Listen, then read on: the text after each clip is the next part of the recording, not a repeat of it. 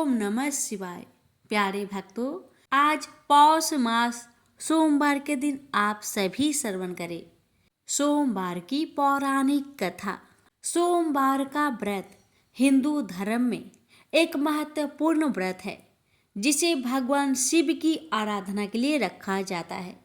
इस व्रत के अनेक लाभ हैं जो आध्यात्मिक, मानसिक और शारीरिक स्वास्थ्य से जुड़े होते हैं। सोमवार के व्रत से भगवान शिव की कृपा प्राप्त होती है, आत्मा की शुद्धि होती है और ईश्वर के प्रति भक्ति भाव बढ़ता है। नकारात्मक ऊर्जा से बचाव होता है और सकारात्मक ऊर्जा का संचार होता है। मन शांत रहता है और आत्मविश्वास बढ़ता है। तनाव, चिंता और अवसाद कम होता है। ध्यान और एकाग्रचित्त की शक्ति में वृद्धि होती है। विवाह में आने वाली बाधाओं को दूर करने के लिए विशेष रूप से सोमवार के दिन इस व्रत को रखा जाता है और कथा का श्रवण किया जाता है। तो आइए प्यारे भक्तों, हम बड़े ही श्रद्धा से इस व्रत कथा का रसपान करते हैं। व्रत रखने वाले भक्तों को तो सोमवार के दिन इन कथाओं को अवश्य सुनना चाहिए और जो भक्त व्रत नहीं भी रखते वो भी सिर्फ श्रद्धा से इन कथाओं को श्रवण करके भोलेनाथ जी की कृपा प्राप्त कर सकते हैं। तो आइए श्रवण करते हैं कथा। बोलिए जय भोलेनाथ। श्री अमरनाथ की अमर कथा। इस कथा का नाम अमर कथा इसलिए है कि इसके श्रवण करने से शिव धाम की प्राप्ति होती है। यह वह परम पवित्र कथा है जिसके सुनने से सुनने वालों को अमर पद की प्राप्ति होती है तथा वह अमर अजर हो जाता है।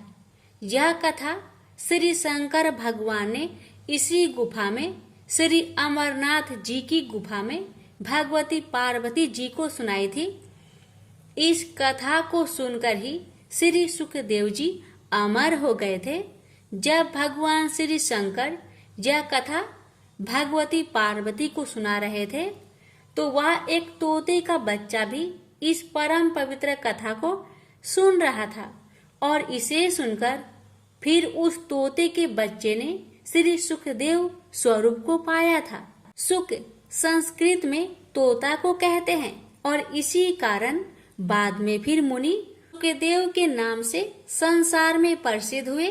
यह कथा भगवती पार्वती तथा भगवान शंकर का संवाद है। यह परम पवित्र कथा लोक व परलोक का सुख देने वाली है। शंकर भगवान और जगत माता के इस संवाद का वर्णन भृगु संहिता, तिलमल पुराण, तीर्थ संग्रह आदि ग्रंथों में पाया जाता है। हम यहाँ पर आपके सम्मुख यह परम पवित्र कथा विस्तार पूर्वक रखेंगे। देव ऋषि नारद का कैलाश पर्वत पर आना और श्री पार्वती जी से पूछना कि भगवान शंकर के गले में रुंडमाला क्यों है। एक बार देव ऋषि नारद कैलाश पर्वत पर भगवान श्री शंकर के स्थान पर दर्शनार्थ पधारे। भगवान श्री शंकर उस समय वन विहार के लिए गए हुए थे और भगवती पार्वती यहाँ पर विराजमान थी। श्री पार्वती जी ने देव ऋषि नारद को प्रणाम किया और सादर आसन दिया और बोली, देव ऋषि आपने यहाँ पधार कर हम पर बड़ी कृपा की, अपने आने का कारण कहिए। देव ऋषि नारद बोले, देवी मेरा एक प्रश्न है, उसका उत्तर चाहता हूँ। श्री पार्वती ने कहा, कहिए। नारद बोले, देवी मुझे इस बात का बड़ा आश्चर्य है, भगवान श्री शंकर जो कि हम दोनों से बड़े हैं, उनके गले में रुंड माला क्यों है। श्री पार्वती जी बोली, इसका कारण मैं नहीं जानती। नारद जी ने कहा, आप यथा समय इसका कारण भगवान श्री शंकर जी से पूछिएगा। इतना कहकर देव ऋषि नारद वहां से चले गए और उनके जाने के थोड़ी देर बाद भगवान श्री शंकर आ गए और उनके आने पर भगवती पार्वती ने वही प्रश्न उनसे किया। भगवान श्री शंकर बोले, हे पार्वती, तुम यह प्रश्न न पूछो। लेकिन श्री पार्वती ने भगवान श्री शंकर की बात नहीं मानी और उनके रुंड माला धारण करने का कारण जानने के लिए हठ करने लगी।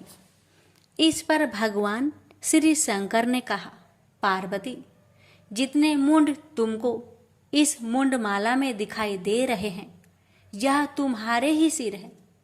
यानी जितने जन्म तुमने धारण किए हैं, उतने ही मुंड मैंने धारण किए हैं। इस पर पार्वती जी ने प्रश्न किया, प्रभु, मेरी तो मृत्यु होती है और आपकी नहीं होती, इसका कारण क्या है? भगवान श्री शंकर बोले, यह सब अमर कथा के कारण है। पार्वती बोली, तो फिर मुझे भी यह अमर कथा सुना दीजिए ना। इस पर श्री शंकर जी ने आसन लगाया और काल अग्नि रुद्र नामक एक गण प्रकट किया और उसे आज्ञा दी, चहु ओर एक ऐसी अग्नि प्रकट करो जिसमें कि जलकर समस्त जीवधारी मर जाए।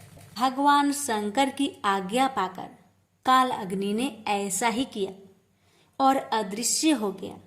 जिस आसन पर भगवान श्री शंकर बैठे थे, उसके नीचे एक तोते का अंडा पहले से ही था, जो कि काल अग्नि को दिखाई नहीं दिया। इसके पश्चात भगवान श्री शंकर नेत्र मुद कर एकाग्रचित हो पार्वती जी को अमर कथा सुनाने लगे और पार्वती जी उनके हर वाक्य पर हुक्कारा भरने लगी। धीरे धीरे पार्वती जी को नींद आने लगी। उसी समय उस अंडे में से जीव प्रकट हुआ। श्री पार्वती जी तब तक हुक्कारा देते देते सो चुकी थी। अब उसके स्थान पर तोता हुक्कार देने लगा। जब भगवान शंकर अमर कथा समाप्त कर चुके तो श्री पार्वती जी की आंखें भी खुली। भगवान श्री शंकर ने उनसे पूछा कि क्या उन्होंने अमर कथा सुनी है? श्री पार्वती ने उत्तर दिया कि अमर कथा नहीं सुनी। इस पर भगवान श्री शंकर ने पूछा, तब हुक्कारा कौन देता था? पार्वती जी बोली, मुझे नहीं मालूम। अब भगवान श्री शंकर ने इधर उधर देखा तो उनको एक तोता दिखाई दिया, जो कि उनके देखते ही देखते उड़ गया। भगवान शंकर उठकर पीछे दौड़े। वह तोता उड़ता उड़ता तीनों लोकों में गया, लेकिन उसको कहीं जगह नहीं मिली। श्री व्यास देव की पत्नी अपने घर के द्वार पर बैठी जम्हाई ले रही थी। बस तोता उनके पेट में चला गया। भगवान श्री शंकर ने कहा, व्यास जी, मेरा चोर आपके घर में है। महर्षि व्यास बोले, प्रभु, हमारे घर में तो कोई चोर नहीं है। भगवान श्री शंकर के कहने पर महर्षि व्यास जी ने अपनी पत्नी से पूछा। उसने उत्तर दिया, ऐसा जान पड़ता है जैसे कि मेरे पेट में कोई पंछी गया है। महर्षि व्यास जी ने यह बात भगवान श्री शंकर से कही और साथ ही कहा, आपकी जैसी इच्छा हो वैसा कर सकते हैं, लेकिन यह तो आप जानते ही हैं कि स्त्री को मारना पाप है। श्री वेद व्यास की यह बात सुनकर श्री शंकर लौट गए। वह तोता कई वर्षों तक ऋषि पत्नी के पेट में रहा, लेकिन जब ऋषि पत्नी के पेट का कष्ट अधिक बढ़ता गया तो श्री वेद व्यास जी ब्रह्मा जी और उसके पश्चात श्री विष्णु जी के पास गए। फिर तीनों मिलकर भगवान श्री शंकर के पास गए। इसके पश्चात चारों श्री वेद व्यास जी के स्थान पर आए और पंछी की स्तुति करने लगे। पंछी जो भगवान श्री शंकर जी से अमर कथा सुनकर चारों वेदों तथा 18 पुराणों का ज्ञानी हो गया था। कहने लगा, अब तक जगत निर्मोही नहीं होगा तक मैं माँ का पेट से बाहर नहीं निकलूंगा। इस पर भगवान विष्णु ने अपनी माया से जगत को निर्मोही कर दिया। इस पर वह तोता बालक रूप होकर माँ के पेट से बाहर आ गया और उसका नाम सुखदेव हुआ। श्री सुखदेव अपने जन्म के साथ ही सबको प्रणाम करके जंगल की ओर चल दिए और फिर भगवान विष्णु ने अपनी माया हटा दी और जगत पुनः मोहयुक्त हो गया।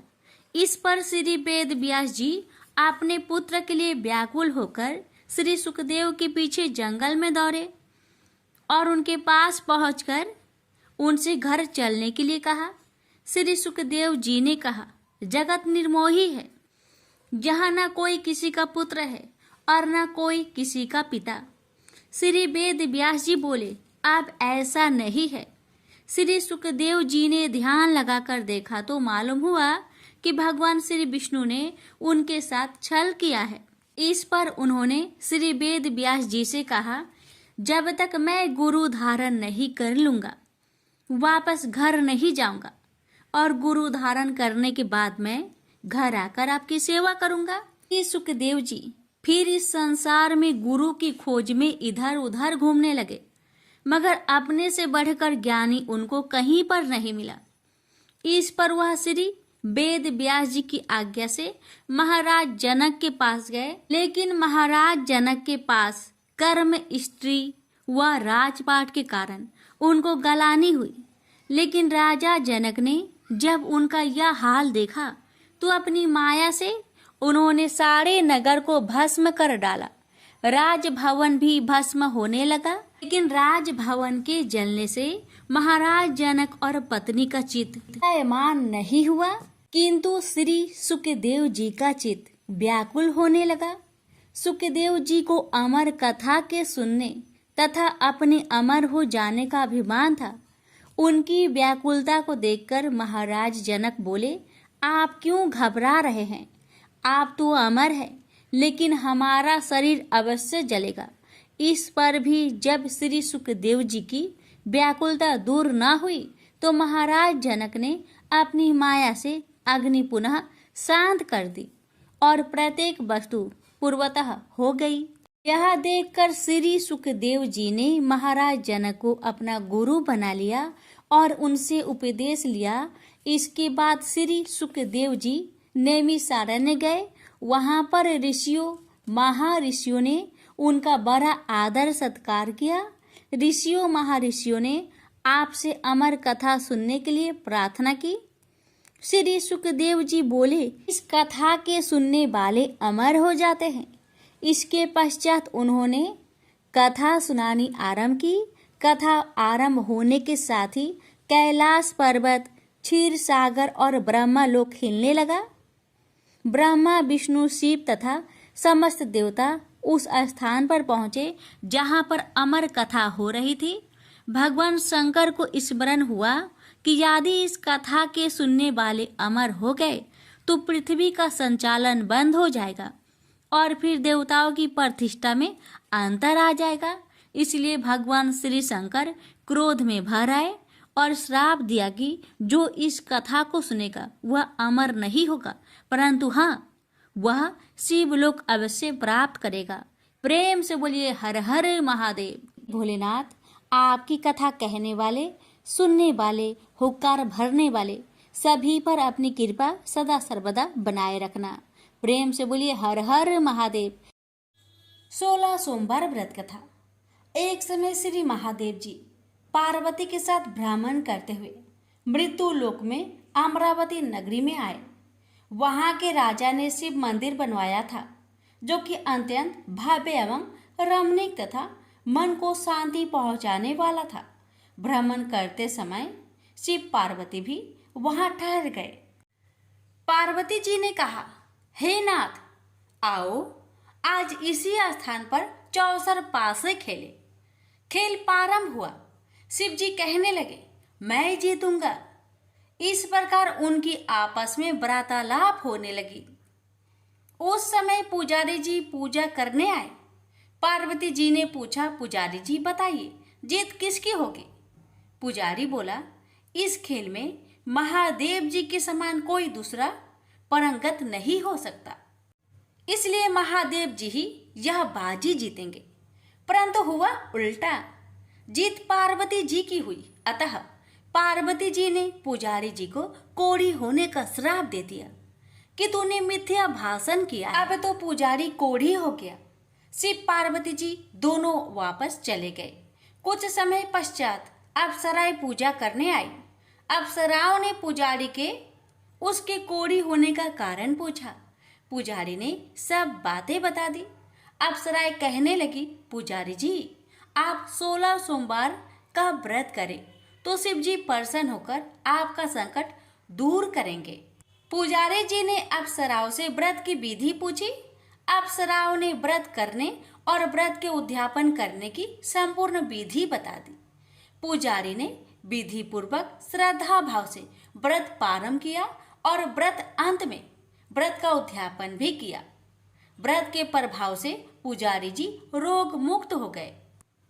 कुछ दिनों के बाद शंकर भगवान पार्वती जी पुनः उस मंदिर में आए तो पुजारी जी को रोग मुक्त देखकर पार्वती जी ने पूछा, मेरे दिए हुए श्राप से मुक्ति पाने का तुमने कौन सा उपाय किया?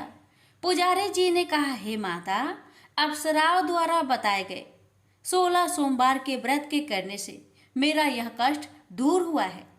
पार्वती जी ने भी 16 सोमवार का व्रत किया, जिससे उनसे रूठे हुए कार्तिकेय जी भी अपना माता से प्रसन्न होकर आज्ञाकारी हुए। कार्तिकेय जी ने पूछा, हे माता, क्या कारण है कि मेरा मन सदा आपके चरणों में लगा रहता है? पार्वती जी ने कार्तिकेय को 16 सोमवार के व्रत का महात्म्य तथा विधि बताई। तब कार्तिकेय जी ने भी इस व्रत को किया तो उनका बिछड़ा हुआ मित्र मिल गया। अब मित्र ने भी इस व्रत को अपने विवाह होने की इच्छा से किया। फलतः वह विदेश गया। वहां के राजा की कन्या का स्वयंवर था। राजा ने प्रण किया था कि हथिनी जिस व्यक्ति के गले में वरमाला डाल देगी उसी के साथ राजकुमारी का विवाह करूंगा। यह ब्राह्मण मित्र भी स्वयंवर देखने की इच्छा से वहां एक और जाकर बैठ गया। हथिनी ने इसी ब्राह्मण मित्र को माला पहनाई तो राजा ने बड़ी धूमधाम से अपनी राजकुमारी का विवाह उसके साथ कर दिया। तत्पश्चात दोनों सुखपूर्वक रहने लगे। एक दिन राजकन्या ने पूछा, हे नाथ, आपने कौन सा पुण्य किया जिससे हथिनी ने आपके गले में वरमाला पहनाई? ब्राह्मण पति ने कहा, मैंने कार्तिकेय जी द्वारा बताए अनुसार 16 सोमवार का व्रत पूर्ण विधि विधान सहित श्रद्धा भक्ति से किया, जिसके फल के कारण मुझे तुम्हारे जैसे सौभाग्यशाली पत्नी मिली। अब तो राजकन्या ने भी सत्य पुत्र प्राप्ति के लिए व्रत किया और सर्वगुण संपन्न पुत्र प्राप्त किया। बड़े होकर पुत्र ने भी राज्य प्राप्ति की कामना से 16 सोमवार का व्रत किया। राजा के देवलोक होने पर इसी ब्राह्मण कुमार को राजगद्दी मिली। फिर भी वह इस व्रत को करता रहा। एक दिन उसने अपनी पत्नी से पूछा, सामग्री शिवालय ले चलने को कहा, परंतु उसने पूजा सामग्री अपनी दासियों द्वारा भिजवा दी। जब राजा ने पूजन समाप्त किया तो आकाशवाणी हुई कि हे राजा, तुम इस पत्नी को त्याग दो, नहीं तो राजपाट से हाथ धोना पड़ेगा। प्रभु की आज्ञा मानकर उसने अपनी पत्नी को महल से निकाल दिया। तब वह अपने भाग्य को कोसती हुई एक बुढ़िया के पास गई और अपना दुखड़ा सुनाया। तभी बुढ़िया को बताया, मैं पूजन सामग्री राजा के कहे अनुसार शिवालय में नहीं ले गई और राजा ने मुझे निकाल दिया। बुढ़िया ने कहा, तुझे मेरा काम करना पड़ेगा। उसने स्वीकार कर लिया। तब बुढ़िया ने सूत की गठरी उसके सिर पर रखी और बाजार भेज दिया। रास्ते में आंधी आई तो सिर पर रखी गठरी उड़ गई। बुढ़िया ने डांट कर उसे भगा दिया। अब रानी बुढ़िया के यहाँ से चलते चलते एक आश्रम में पहुंची। गोसाई जी उसे देखते ही समझ गए कि यह उच्च घराने की अबला विपत्ति की मारी है। वे उसे धैर्य बंधाते हुए बोले, बेटी, तू मेरे आश्रम में रह, किसी प्रकार की चिंता मत कर। रानी आश्रम में रहने लगी, परंतु जिस वस्तु को वह हाथ लगाती वह वस्तु खराब हो जाती। यह देखकर गोसाई जी ने पूछा, बेटी, किस देव के अपराध से ऐसा होता है? रानी ने बताया कि मैंने अपने पति की आज्ञा का उल्लंघन किया और शिवालय में पूजन के लिए नहीं गई। इससे मुझे घोर कष्ट उठाने पड़ रहे हैं। गोसाई जी ने शिव जी से उसके कुशल क्षेम के लिए प्रार्थना की और कहा, बेटी, तुम 16 सोमवार का व्रत विधि के अनुसार करो। तब रानी ने विधि पूर्वक व्रत पूर्ण किया। व्रत के प्रभाव से राजा को रानी की याद आई और दूतों को उसकी खोज में भेजा। आश्रम में रानी को देख दूतों ने राजा को बताया। तब राजा ने वहां जाकर गोसाई जी से कहा, महाराज, यह मेरी पत्नी है। मैंने इसका परित्याग कर दिया था। कृपया इसे मेरे साथ जाने की आज्ञा दें। शिव जी की कृपा से प्रति वर्ष 16 सोमवार का व्रत करते हुए वे आनंद से रहने लगे और अंत में शिवलोक को प्राप्त हुए। प्रेम से बोलिए हर हर महादेव, माता पार्वती की जय। ओम नमः शिवाय। कथा इस प्रकार है। एक बार भगवान शिव कैलाश पर्वत पर समाधि लगाकर बैठ गए। वर्ष पर वर्ष बीतते चले, लेकिन उनकी समाधि भंग नहीं हुई। इससे सृष्टि का कल्याण और संहार रुक गया। सृष्टि के कामों में रुकावट आने से ब्रह्मा, विष्णु तथा अन्य देवताओं को बहुत चिंता हुआ और वे भगवान शिव की समाधि भंग करने के लिए उपाय सोचने लगे। ब्रह्मा भगवान विष्णु से बोले, भगवान, आप ही कोई उपाय बतलाए जिससे भगवान शिव की समाधि टूटे और वह सृष्टि के कल्याण और संहार का अपना उत्तरदायित्व पूर्ण करने में लगे। अगर सृष्टि का चक्र रुक गया तो संसार नष्ट हो जाएगा। विष्णु भगवान बोले, ब्रह्मा जी, आपने ही तो इस सृष्टि को पैदा किया है, आपने ही विधान बनाया है, इसलिए आप ही कोई उपाय सोच सकते हैं। ब्रह्मा जी बोले, भगवान शिव की समाधि अगर हमने किसी उपाय से भंग कर भी दी तो वह कल फिर समाधि लगा लेंगे। मैं चाहता हूँ कि कोई ऐसा अस्थायी उपाय सोचा जाए कि सृष्टि का चक्र विधान के अनुसार चलता रहे। विष्णु जी बोले, हम जिस उपाय से अब तक ऋषि मुनियों की तपस्या भंग करते आए हैं, क्या उसी प्रकार कामदेव को भेजकर भगवान शिव की समाधि भंग नहीं की जा सकती? भगवान शिव निर्विकार है, अर्थात उनके मन में ना तो कोई विकार है और न पैदा किया जा सकता है, इसलिए यह उपाय कारगर सिद्ध नहीं होगा। ब्रह्मा जी बोले, भगवान, हो सकता है कामदेव से प्रभावित होकर भगवान शिव अपनी समाधि तोड़ दे और फिर किसी स्त्री से विवाह कर ले। विवाहित होने के बाद उनकी आए दिन की इस समाधि से मुक्ति मिल जाएगी। विष्णु जी बोले, लेकिन पितामह, आपकी नजर में क्या कोई ऐसी कन्या है जो निर्जन पर्वत पर रहने वाले शिव को पति रूप में स्वीकार कर ले? ब्रह्मा जी बोले, मैंने इस काम के लिए योग माया से प्रार्थना की है। उन्होंने चतुर्भुज चामुंडा के रूप में मुझे दर्शन देकर वचन दिया है, वह शिव के साथ विवाह करने के लिए तैयार है। माँ भगवती अपने वचन का पालन करने के लिए प्रजापति की पुत्री के रूप में जन्म ले चुकी है। प्रजापति दक्ष ने उनका नाम सती रखा है। इसका अर्थ है पहले ही सारी व्यवस्था कर चुके हैं। विष्णु बोले, मुझे केवल आपकी अनुमति की आवश्यकता थी भगवान। ब्रह्मा जी बोले, इधर भगवती दुर्गा ने दक्ष प्रजापति की कन्या सती के रूप में जन्म ले लिया था। जब वह बड़ी हुई तो उन्होंने अपने पिता दक्ष प्रजापति से कहा कि वह भगवान शिव का पति के रूप में मन ही मन में वर्ण कर चुकी है। सती की बात सुनकर दक्ष बोले, तुम पागल हो गई हो बेटी, शिव तो संसार में वैराग्य ले चुके हैं, वह कभी भी सांसारिक बंधनों में नहीं बंधना चाहेंगे। सती बोली, आप चिंता मत कीजिए पिताजी, मैं अपनी तपस्या द्वारा उन्हें विवाह करने के लिए तैयार कर लूंगी।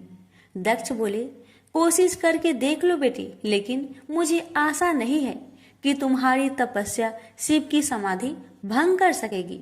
सती ने माता पिता से आज्ञा लेकर घर में ही भगवान शिव की आराधना करनी आरंभ कर दी। सती की तपस्या के प्रभाव से भगवान शिव की समाधि टूट गई। वह उमा के सामने प्रकट होकर बोले, मैं तुम्हारी तपस्या से बहुत प्रसन्न हूँ उमा, जो भी चाहो वर मांग लो।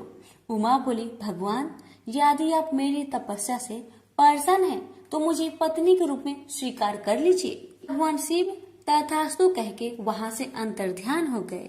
इंद्र की इच्छा अनुसार प्रजापति दक्ष ने उमा का विवाह शिव के साथ कर दिया। शिव उमा को लेकर कैलाश पर्वत पर आ गए। एक बार ब्रह्मा जी के दरबार में सब देवता बैठे थे।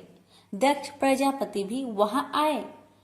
ब्रह्मा पुत्र होने तथा सृष्टि बढ़ाने के कारण उनकी प्रतिष्ठा को देखते हुए सबने खड़े होकर उन्हें आदर दिया, प्रणाम किया, पर भगवान शिव वैसे ही बैठे रहे, उनके लिए जैसे कोई आया ही नहीं था।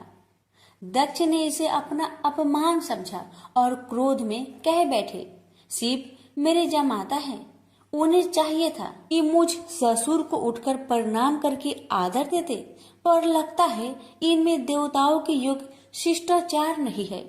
किसी भी देव यज्ञ में भाग लेने की पात्रता इनमें नहीं है, अतः इन्हें किसी यज्ञ में भाग न दिया जाए।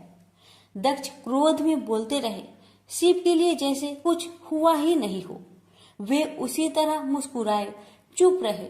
ब्रह्मा जी की सभा से लौटने के बाद दक्ष ने अपने श्राप को प्रतिष्ठा के लिए स्वयं एक यज्ञ किया तथा निश्चय किया कि इसी यज्ञ में शिव को यह भाग न देने की प्रारंभ किया जाए।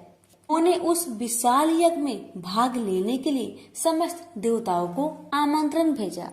यज्ञ शुरू हुआ तो देवता लोग आकाश मार्ग से यज्ञ में भाग लेने के लिए जाने लगे। दक्ष की पुत्री सती तो अपने पति शिव के साथ कैलाश धाम में बैठी थी। देवताओं तथा देव पत्नियों को इस प्रकार सज धज कर जाते देख शिव से पूछ बैठी, प्रभु ये सारे देवता अपनी पत्नियों के साथ कहाँ जा रहे हैं? तब भगवान शिव ने कहा, तुम्हें पता नहीं, तुम्हारे पिता दक्ष प्रजापति ने भूमंडल पर बहुत बड़ा यज्ञ शुरू किया है, उसी में भाग लेने के लिए ये सब जा रहे हैं। यह सुनकर सती को आश्चर्य हुआ। उन्होंने कहा, पिताजी विशाल यज्ञ कर रहे हैं और अपनी ही बेटी तथा जमाता को पता ही नहीं। आपके पास निमंत्रण आया है क्या?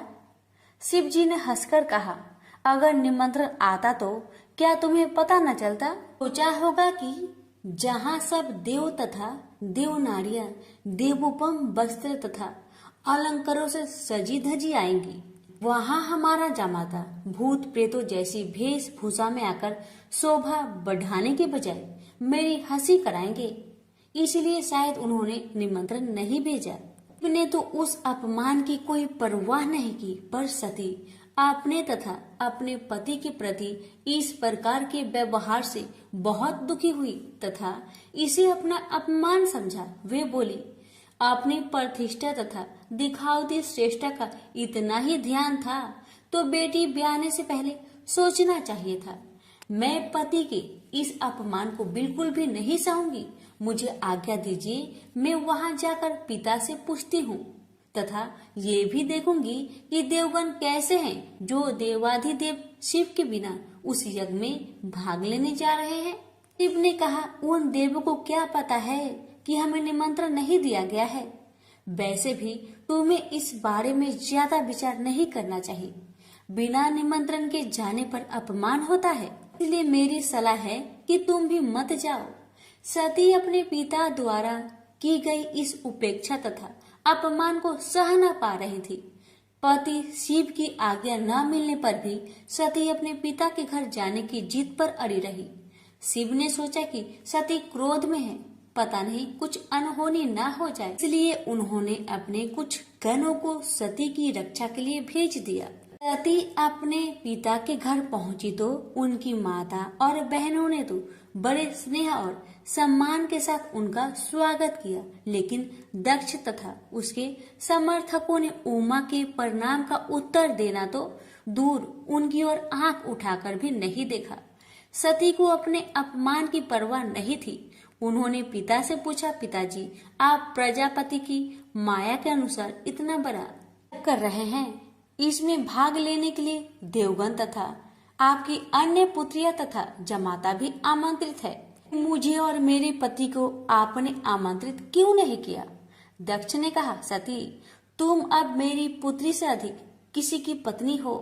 तुम्हारे पति की उद्दंडता के कारण मैंने उसे श्राप दिया है। वह यज्ञ भाग का अधिकारी नहीं होगा।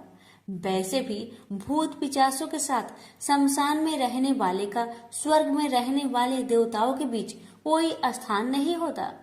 सती ने कहा, वे आपके जमाता है, आपने उनकी पाद पूजा की है। वे देवों के देव महादेव हैं। यदि उन्हें ही यज्ञ भाग से वंचित किया गया तो वह यज्ञ उनके बिना सफल नहीं होगा। मैं स्वयं इसकी हव्य बनूंगी। इतना कहकर सती यज्ञ कुंड में कूद पड़ी। सती को यज्ञ कुंड में कूदते देख वहाँ हाहाकार मच गया। लोग उठ उठकर भागने लगे। यज्ञ की सामग्री लोगों के पैरों से कुचलकर इधर उधर जा गिरी। सती को इस प्रकार सती होते देख शिव की गण यज्ञ में आए ऋषि मुनियों और दक्ष के सैनिकों पर टूट पड़े। देख महर्षि भृगु वेद मंत्रों से अग्नि में आहुतियां देने लगे। महाशक्तिशाली अनगिनत दैत्य पैदा हो गए और शिव के गणों का संहार करने लगे। तभी आकाशवाणी हुई, मूर्ख दक्ष, तूने जिसको अपनी पुत्री समझकर अपमान किया है, अनादि शक्ति जगत की सृष्टा रक्षिका और कल्पात में संहार करने वाली है, वही योग माया माँ भगवती है। तूने उनका अनादर करके अपने विनाश के द्वार खोल लिए हैं। अब शिव के क्रोध से तेरी रक्षा करने वाला इस संसार में कोई नहीं है। भगवान शिव के गण भागकर उनके पास पहुँचे और उन्होंने सती के सती होने की पूरी घटना सुना दी। उमा के सती होने की घटना सुनकर भगवान शिव के क्रोध की सीमा ना रही। उन्होंने अपनी एक जटा उखाड़कर पर्वत पर दे मारी, जिससे महाप्रलय के समान भयंकर शब्द के साथ ही महापराक्रमी वीरभद्र पैदा हो गया। वीरभद्र के उत्पन्न होते ही 10 दिशाएं कांप उठी। फिर शिव जी ने दूसरी जटा उखाड़कर एक चट्टान पर दे मारी, जिससे महाकाली उत्पन्न हो गई। उनका रूप इतना विकराल था कि उन्हें देखकर शिव के गणों में भी भय की लहर सी दौड़ गई। महाकाली के साथ ही काली, कात्यायनी, ईशानी, चामुंडा, मुंड, मर्दनी, भद्रकाली, भद्रा, बलि और वैष्णवी भी पैदा हो गई। फिर भद्र ने कहा, भगवान आज्ञा दीजिए, मैं क्या करूं? यदि आपकी आज्ञा हो तो मैं क्षण भर में ही सारे समुद्र को सोख कर मुझे ब्रह्मांड को भस्म कर डालूं और सारे देवताओं और ऋषि मुनियों को भी भस्म कर दूं। शिव जी बोले, वीरभद्र, ब्रह्मा का पुत्र दक्ष यज्ञ कर रहा है, अत्यंत अभिमानी और मेरा विरोधी है। जाओ उसके यज्ञ का विध्वंस कर दो और वहाँ जो भी देवता, गंधर्व, ऋषि मुनि हो उन सबको भस्म कर डालो। फिर शिव ने महाकाली से कहा, महाकाली, तुम इन 9 दुर्गाओं को साथ लेकर वीरभद्र की सहायता करो। दक्ष उसकी पत्नी और बंधु बांधवों को मारकर उसके वंश को समाप्त कर दो। भगवान शिव की आज्ञा पाते ही वीरभद्र और भद्रकाली ने यज्ञ भूमि में पहुंचते ही जैसे प्रलय मचा दी। दक्ष की सेनाओं को समाप्त करके वे दोनों शिव जी के गणों के साथ जो भी सामने आया उसी को मौत के घाट उतारते चले गए। उन्होंने यज्ञ की वेदी तोड़ डाली, यज्ञ में काम आने वाली सारी वस्तुओं उठाकर नष्ट कर दिया। घबराकर दक्ष भगवान विष्णु से बोले, भगवान, अब आप ही हमें सब संकटों से मुक्ति दिला सकते हैं। विष्णु बोले, दक्ष, तुमने शिव जी का अपमान करके भयंकर अपराध किया है। उनके गणों का सेनापति वीरभद्र इतना शक्तिशाली है कि मैं भी उनका कुछ नहीं बिगाड़ सकता। वीरभद्र ने ऋषि मुनियों और देवताओं को पृथ्वी पर पटक पटक कर मार डाला। भृगु ऋषि की छाती पर पांव रखकर उनकी दाढ़ी उखाड़ ली। शिव जी को देखकर हंसने वाले ऋषि पूषा के दांत तोड़ डाले और फिर वेदी के भीतर छिपे दक्ष को बाहर खींचकर उसका सिर हाथों से मोड़कर धधकते हुए अग्नि कुंड में फेंक दिया। इस प्रकार अपने स्वामी का अपमान करने वाले दक्ष को पूर्ण रूप से दंडित करके वीरभद्र कैलाश पर्वत पर लौट गए।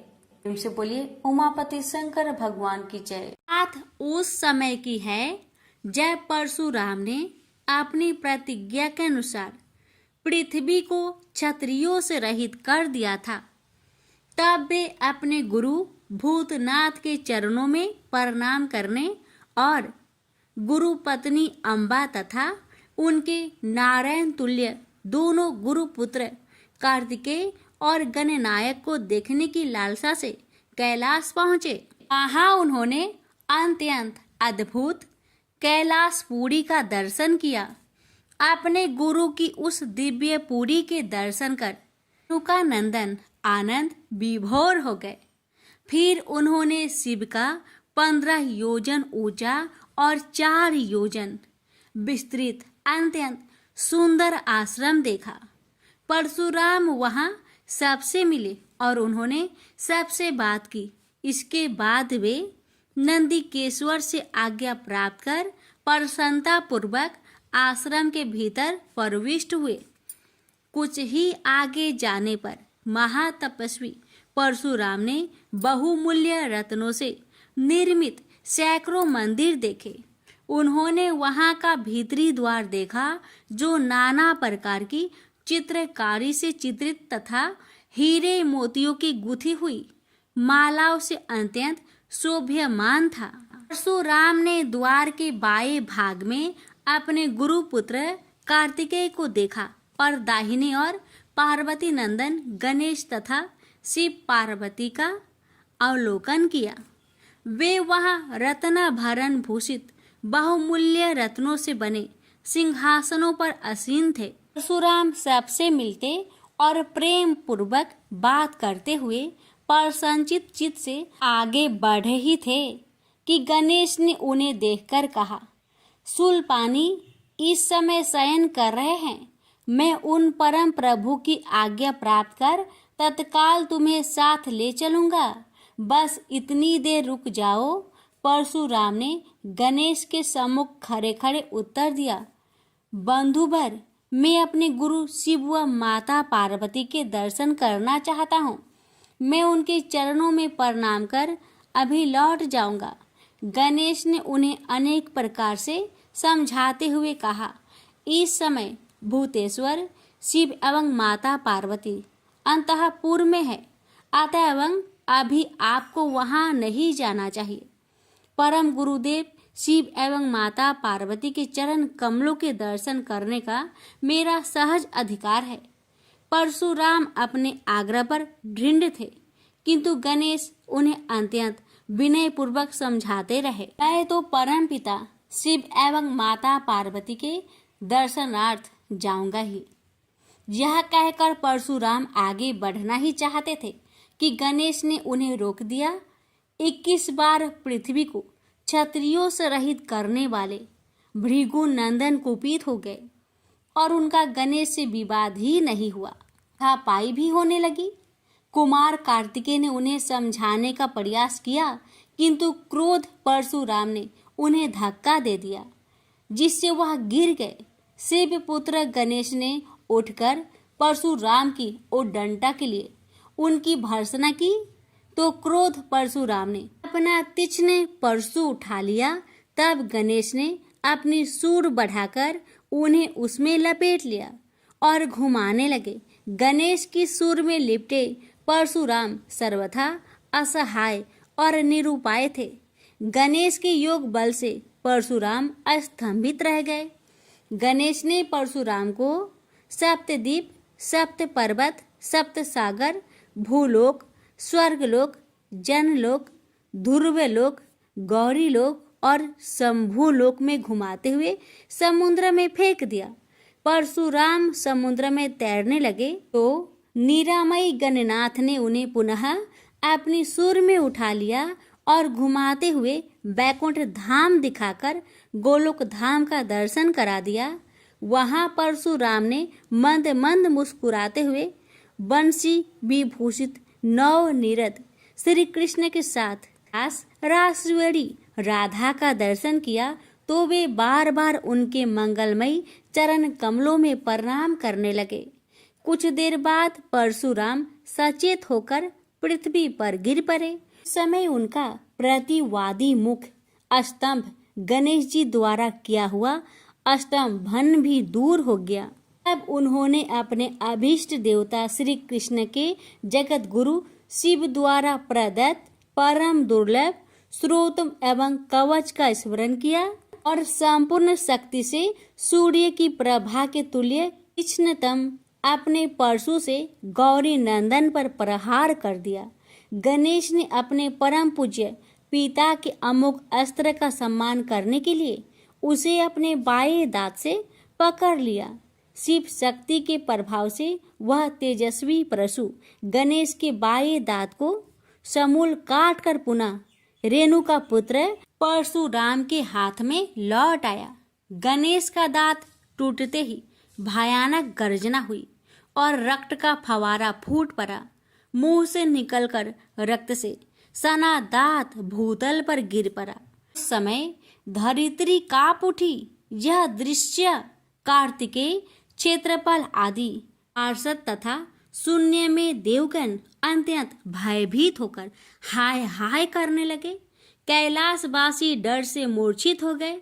निंद्रापति सुधत्मा शिव की निंद्रा भंग हुई। बेटा यह क्या हुआ? दौड़ी हुई पार्वती आई तो उन्होंने अपने पुत्र गणेश के टूटे दांत तथा रक्त से सने हुए मुंह को देखा और देखा कि उनके हृदय खंड गणेश क्रोध शून्य परम शांत लज्जा से सिर झुकाए खड़े हैं। अत्यंत व्याकुल होकर उन्होंने स्कंद से पूछा, क्या बात है? यह कैसे हुआ? स्कंद द्वारा संपूर्ण वृत्तांत सुनकर पार्वती अत्यंत क्रोध हुई और अपने प्रिय पुत्र गणेश जी को सीने से लगाकर रोती हुई शिव से बोली, मेरे पुत्र गणेश और आपके शिष्य परशुराम में किसका दोष है? आप ही निर्णय करें। फिर माता पार्वती ने अपने सम्मुख परशुराम को शिव के प्रमोदक द्वारा चरण कमलों की निर्भयता पूर्वक सेवा करते हुए देखकर कहा, हे महाभाग राम, तुम योगियों के गुरु देवाधिदेव महादेव के शिष्य हो। तुम शुद्ध मन वाले हो। तुम्हारी अशुद्धता का कारण मेरी समझ में नहीं आ रहा। तुमने करुणामय गुरु से अमोघ परशु प्राप्त कर पहले तो उसकी क्षत्रिय जाति पर परीक्षा की और अब गुरु पुत्र पर परीक्षा की है। श्रुति गुरु दक्षिणा देने का निर्देश करती है और तुमने अत्यंत निर्दयता पूर्वक गुरु पुत्र का समूल एक दांत ही नष्ट कर दिया। अब इसका सिर भी काट डालो। चरमता का अमोघ परशु प्राप्त कर ले तो क्षुद्र श्रृंगाल भी वनराज को मार सकता है। इतना कहकर क्रोध से भगवती पार्वती परशुराम को मारने के लिए प्रस्तुत हो गई। भयवश परशुराम ने मन ही मन करुणा सागर गुरु को प्रणाम कर अपने इष्ट देव गोलोकनाथ श्री कृष्ण का स्मरण किया। तभी पार्वती ने अपने सम्मुख एक बौने ब्राह्मण बालक को देखा। उस पर तेजस्वी ब्राह्मण बालक को देखकर आतुरता से भगवान शंकर ने भक्ति पूर्वक मस्तक झुकाकर प्रणाम किया। उसके बाद माता पार्वती ने भी उसे प्रणाम किया। परम तेजस्वी ब्राह्मण बालक ने शिव एवं पार्वती को शुभ आशीर्वाद प्रदान किया। यह दृश्य देखकर कैलाशवासी बालक बालिकाएं भयभीत एवं चकित हो गए। फिर भगवान शंकर ने उनका पूजन किया। वे वामन भगवान रत्न सिंहासन पर विराजमान थे। उनका उत्कृष्ट तेज सर्वत्र फैल रहा था। भगवान शंकर ने मधुर शब्दों में कहा, आज मेरा परम सौभाग्य है जो आपने कृपा पूर्वक मेरे यहाँ पधार कर मुझे सेवा का अवसर प्रदान किया है। सुतोष शिव की मधुर वाणी से प्रसन्न होकर ब्राह्मण बाल रूपी स्वयं श्री हरि ने गंभीर स्वर में कहा, आप लोग की वर्तमान स्थिति जानकर मैं श्वेत द्वीप से आ रहा हूँ। मेरे भक्तों का कभी अमंगल नहीं होता। मेरा सहस्त्रसार उनके रक्षार्थ प्रतिक्षण प्रस्तुत रहता है, किंतु गुरु के रुष्ट होने पर मैं विवश हो जाता हूँ। गुरु की अवहेलना बलवती होती है। विद्या और मंत्र प्रदान करने वाला गुरु अभिष्ट देव से 100 गुना श्रेष्ठ है। गुरु से बढ़कर कोई देवता नहीं है, पार्वती से बढ़कर कोई पतिव्रता नहीं है, तथा गणेश से उत्तम कोई जितेंद्रिय नहीं है। भृगुनंदन ने गुरु पत्नी एवं गुरु पुत्र की अवहेलना कर दी है, उसी का मार्जन करने के लिए मैं यहाँ उपस्थित हुआ हूँ। श्री हरि ने भगवान शंकर के बाद भगवती पार्वती से कहा, तुम जग जननी हो, तुम्हारे लिए गणेश, कार्तिकेय और परशुराम भी पुत्र तुल्य है। इन परशुराम ने स्नेह के प्रति शिव और तुम्हारे मन में भेद नहीं है। आता एवं जो उचित समझो करो। देव बड़ा प्रबल होता है। बालकों का यह विवाद तो देव दोष से ही घटित हुआ है। तुम्हारे इस प्रिय पुत्र का एक दंत नाम वेदों में प्रसिद्ध है। फिर श्री हरि ने परशुराम से कहा, राम, तुमने क्रोधवश शिवा पुत्र गणेश का दांत तोड़कर अनुचित किया है। इस कारण तुम निश्चय ही अपराधी हो। ये सर्वशक्ति स्वरूपा पार्वती प्रकृति से परे और निर्गुण है। श्री कृष्ण भी इन्हीं की शक्ति से शक्तिशाली हुए हैं। ये समस्त देवताओं की जननी है। तुम इनकी स्तुति कर इन्हें संतुष्ट करो। इतना कहकर श्री हरि बैकुंठ के लिए प्रस्थान कर गए। परशुराम ने भी स्नान कर शुद्ध वस्त्र धारण कर लिए। वह हाथ जोड़कर गुरुदेव के चरणों में प्रणाम कर सिर झुकाए जगजननी गौरी का स्तवन करने लगे। भक्तवर परशुराम के संपूर्ण अंग पुलकित थे और उनके नेत्र से अश्रु प्रवाहित हो रहे थे। इस प्रकार करुण प्रार्थना करते हुए अंत में परशुराम ने कहा, जगजननी, रक्षा करो, मेरे अपराध को क्षमा कर दो। भला कहीं बच्चे के अपराध करने से माता कुपित होती है। यह कहकर परशुराम ने माता पार्वती के चरणों में प्रणाम कर अत्यंत दुखी होकर रोने लगे। परशुराम की करुण प्रार्थना से करुणामयी पार्वती का हृदय द्रवित हो गया। उन्होंने प्रीति पूर्वक परशुराम को अभय दान देते हुए कहा, बेटा, अब शांत हो जाओ। आशुतोष के अनुग्रह से तुम्हारी सर्वत्र विजय हो। सर्वतरात्मा श्री हरि तुम पर सदा प्रसन्न रहे। गुरुदेव शिव में तुम्हारी भक्ति सुदृढ़ रहे। तुम अमर हो जाओ। इसी प्रकार दयामयी पार्वती ने परशुराम को आशीर्वाद दिया और वे अपने अंतपुर में चली गई। उस समय वहां श्री भगवान के मंगल नाम का उच्च घोष होने लगा। फिर परशुराम ने एक दंत गणेश का स्तवन किया और गंधे, पुष्प, धूप, दीप एवं तुलसी रहित नैवेद्य आदि से लंबोदर की प्रीति पूर्वक पूजा की। परशुराम ने भक्ति भाव से भाई गणेश को संतुष्ट कर माता पार्वती एवं कृपा सिंधु त्रिलोचन के चरणों में प्रणाम किया। फिर उन्होंने गुरु की आज्ञा प्राप्त कर प्रसन्नता पूर्वक वहां से प्रस्थान किए। प्रेम से बोलिए गौरी पुत्र गणेश भगवान की जय। हर हर महादेव। माता पार्वती की जय।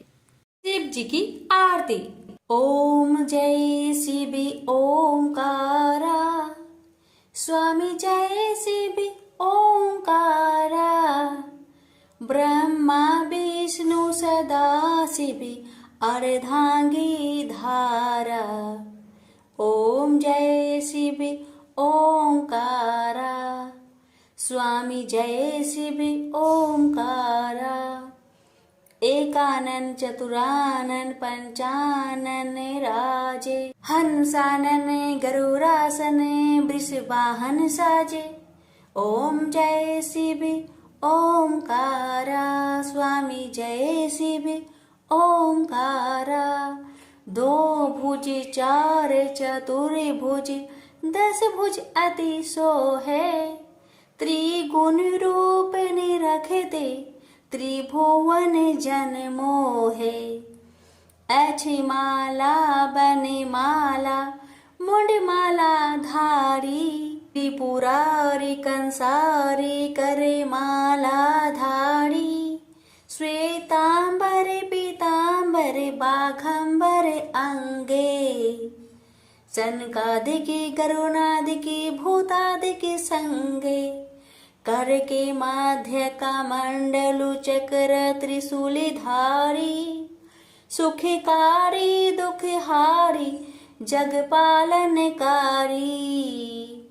ब्रह्मा विष्णु सदा शिव जानत अविवेका। मधु के टप दो मारे सुर भयहीन करे। लक्ष्मी व सावित्री पार्वती संगा। पार्वती अर्धांगी शिव लहरी गंगा। पर्वत सोहे पार्वती शंकर कैलासा। भांग धतुर का भोजन भस्मी में वासा। जटा में गंग बहत है गल मुंडन माला। शेष नाग लिपटावत ओढ़त मृगी छाला। काशी में विराजे विश्वनाथ नंदी ब्रह्मचारी। नीत उठ दर्शन पावत महिमाति भारी। त्रिगुण स्वामी जी की आरती जो कोई नरे गावे। कहत शिवानंद स्वामी मनवांछित फल पावे। ओम नमः शिवाय। हर हर महादेव। माता पार्वती की जय।